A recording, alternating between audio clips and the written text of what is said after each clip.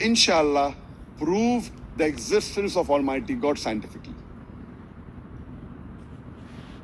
Most of the atheists today, they believe science is ultimate. They believe science is 100% correct. So they want the proof.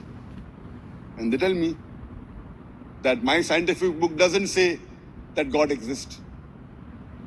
So I will tell them, yes, maybe your science hasn't advanced so much.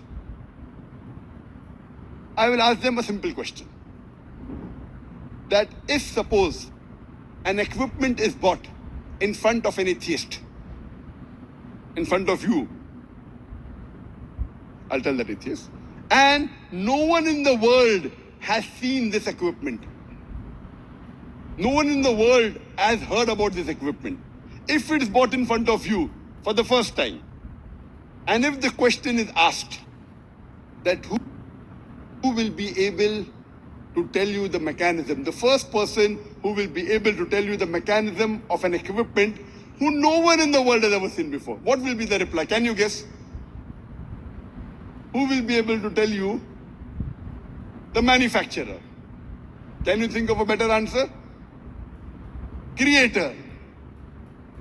The atheist will reply, the manufacturer, the creator, the inventor, the producer. Whatever he says, it will be somewhat similar. The reply the atheist who believes in science can tell you, the first person who will be able to tell you the mechanism of an equipment who no one in the world has ever seen before is the manufacturer, is the creator, is the producer, is the inventor. Keep this answer at the back of your mind. Then I'll ask him the question that how did our universe come into existence?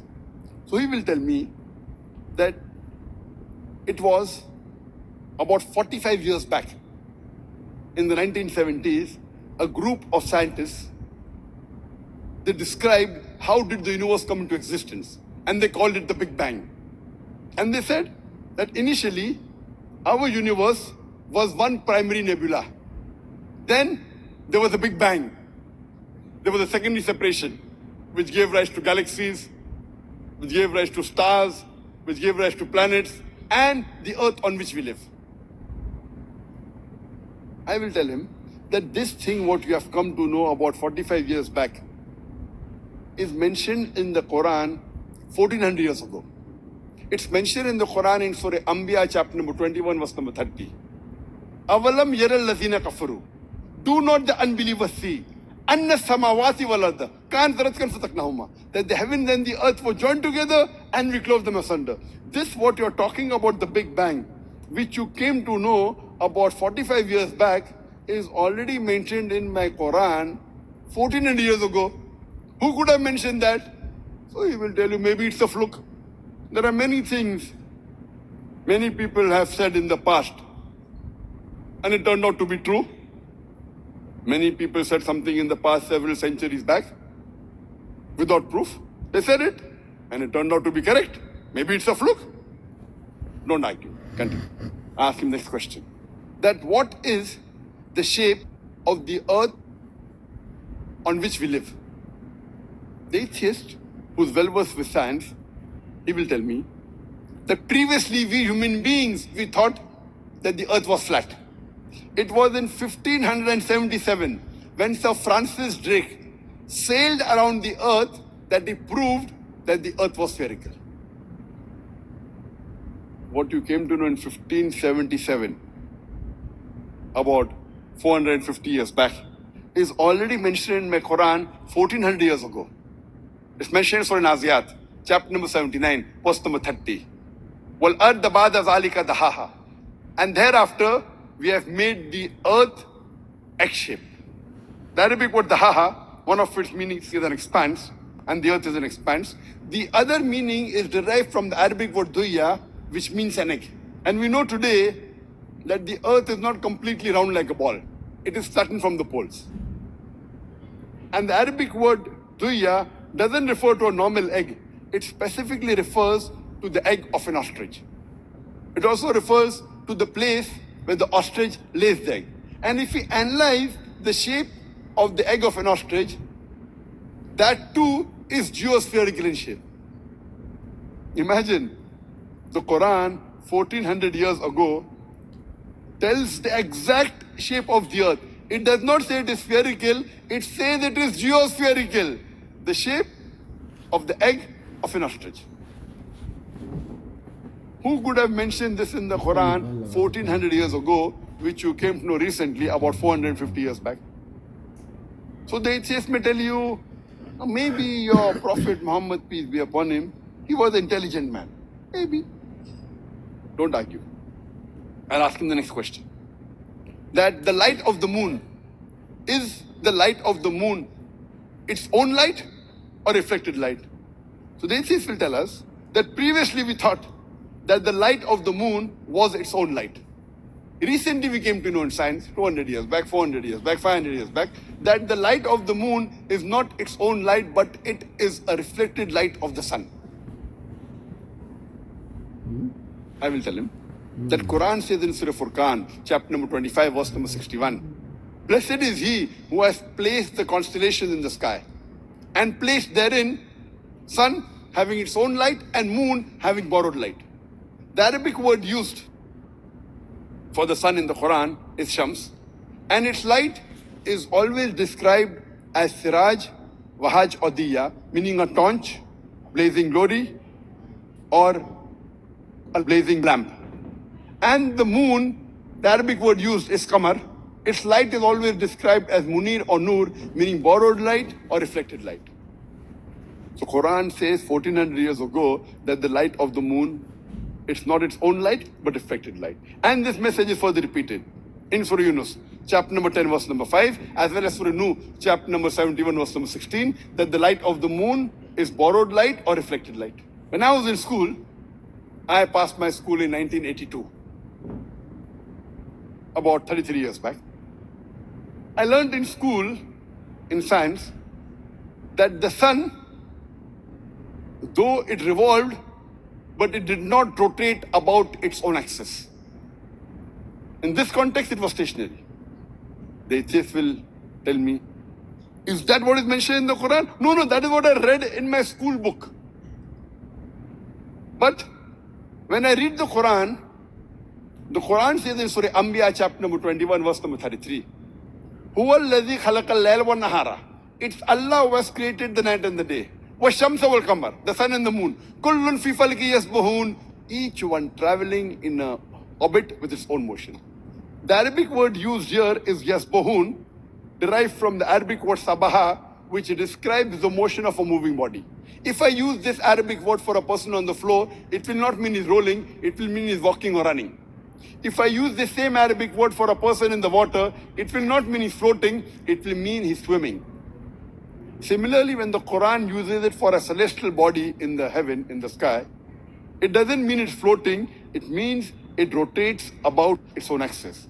So Quran says 1400 years ago that the sun and the moon, besides revolving, they also rotate about their own axis. Imagine, 33 years back, when I was in school, I had read in my science textbook that the sun was stationary. Today, after science is advanced, we have come to know that we can have the image of the sun on a tabletop, and we see there are black spots, and these black spots take approximately 25 days to complete one rotation, indicating that the sun takes approximately 25 days to complete one rotation. And now, this scientific fact that the sun rotates is incorporated in most of the textbooks that we read in school today.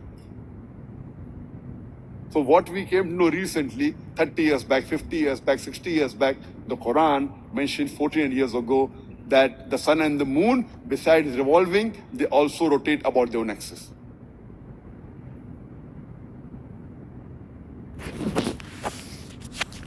I'll ask that atheist, that who could have mentioned this in the Quran?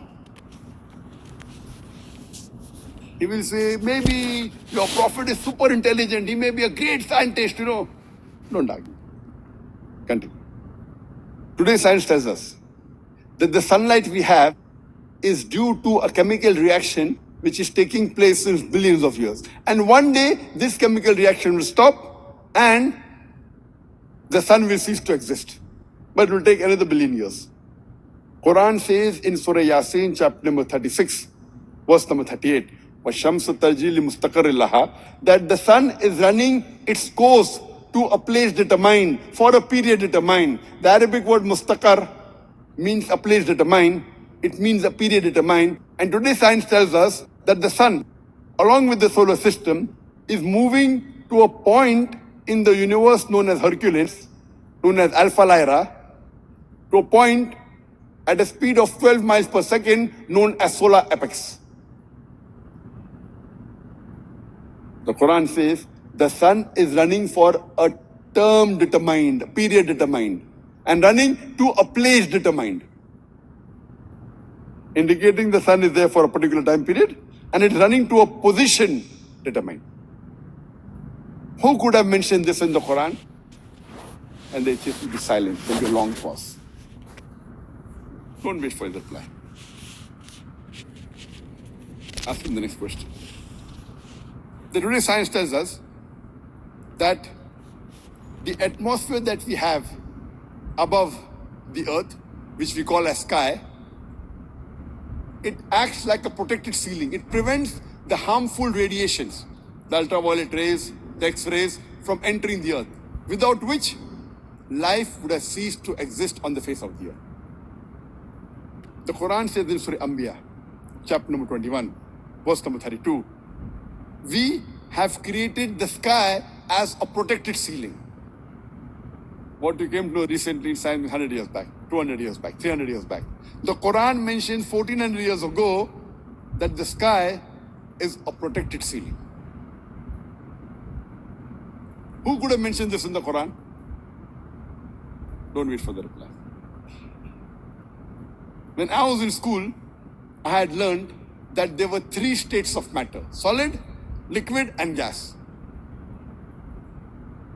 And the scientists believe that there was vacuum outside the organized astronomical systems.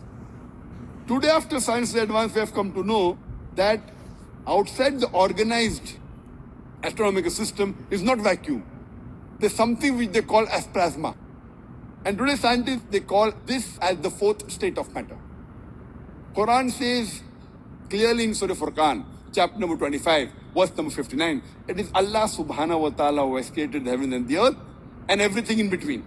That means there is thing in between, it's not vacuum, which science has come to know now. And they call it as the fourth state of matter. Who could have mentioned this in the Quran? Don't wait for the reply. One of the greatest discoveries of the last century, of the 20th century, was done by Edwin Hubble, a very famous scientist, who said that our universe is expanding. And Quran says this 14 years ago in Surah Dariyat, chapter number 51, verse number 47, that we have created the vastness of space. The Arabic word used is musuna. Musuna means the vastness of space, the expanding universe.